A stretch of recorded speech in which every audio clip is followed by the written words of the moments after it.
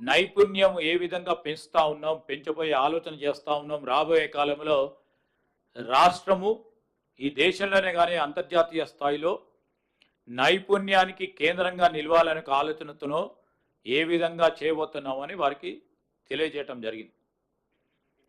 ఆ క్రమంలో మాట్లాడుతూ ఉన్న తరుణంలో మరి ఆ దేశానికి సంబంధించిన మంత్రులు కూడా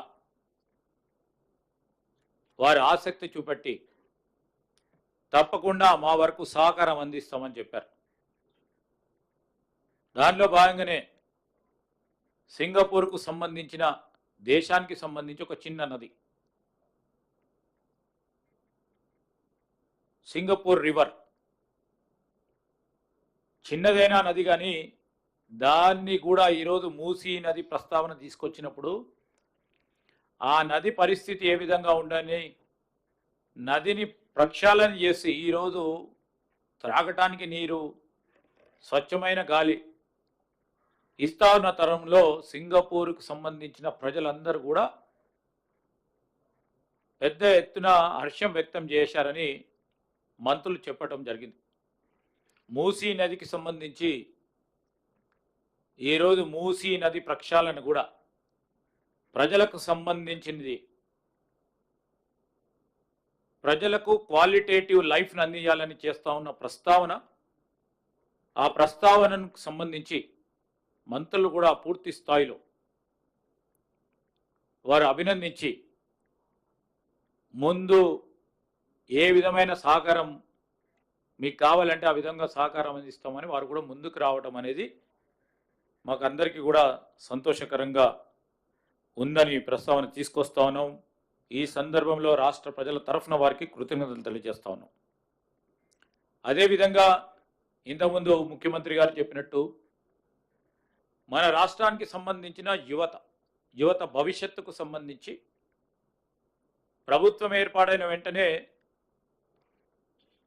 ఈరోజు ఈ రాష్ట్రానికి సంబంధించిన నిరుద్యోగ యువతులకు సంబంధించిన ఒక ప్రధానమైన అంశం వారికి ఉద్యోగ అవకాశాలు కల్పించాలి. ఉద్యోగ అవకాశాలు కల్పించాలంటే నైపుణ్యం పెంచాలి.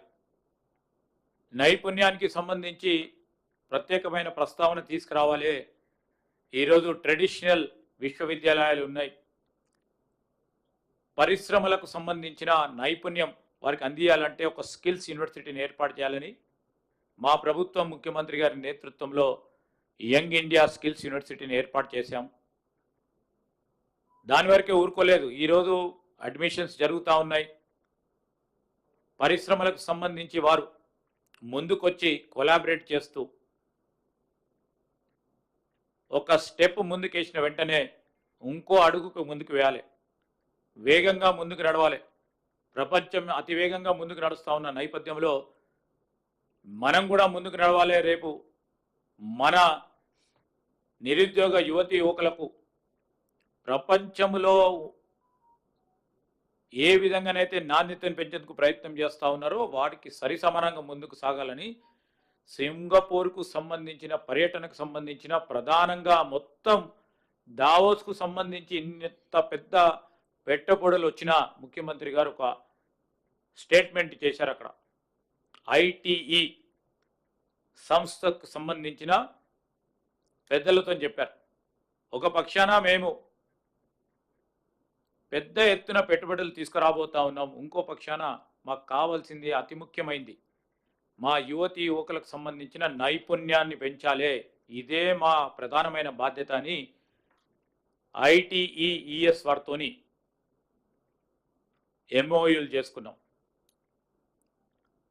ఈ వచ్చే సంవత్సరం నుంచి వారు ఈ యంగ్ ఇండియా స్కిల్స్ యూనివర్సిటీకి సంబంధించిన కరికులం విషయంలో ఈ యంగ్ ఇండియా స్కిల్స్ యూనివర్సిటీకి సంబంధించిన టీచర్స్కు ట్రైనింగ్ ఇప్పించే కార్యక్రమం, దానికి తోడు ఇక్కడ చదువుతున్న విద్యార్థులకు ప్రపంచవ్యాప్తంగా ఎక్స్పోజర్ ఇవ్వాలనే ఉద్దేశంతో మరి ఎంఓయూ పరంగా ఎక్స్చేంజ్ ఆఫ్ స్టూడెంట్స్కు సంబంధించిన అంశం విషయంలో అదేవిధంగా యంగ్ ఇండియా స్కిల్స్ యూనివర్సిటీకి సంబంధించి వారికి కావాల్సిన ఫినాన్సెస్కు సంబంధించిన అనేక అంశాల విషయంలో ఎంఓయూ చేసుకోవటం జరిగింది.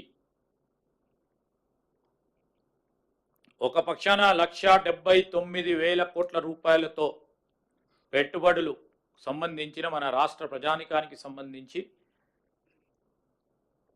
పెట్టుబడులు తీసుకొస్తా ఉన్నప్పటికీ ఇంకో పక్షాన మేము ఈ స్కిల్స్ యూనివర్సిటీకి సంబంధించి ప్రపంచ స్థాయిలో మెరుగైన స్కిల్స్ యూనివర్సిటీని చేయాలనే ఒక ఆలోచన దృక్పథం ఇంకా మాకు గొప్ప సంతృప్తి కలిగిందని మేము మనవి చేస్తూ ఉన్నాం.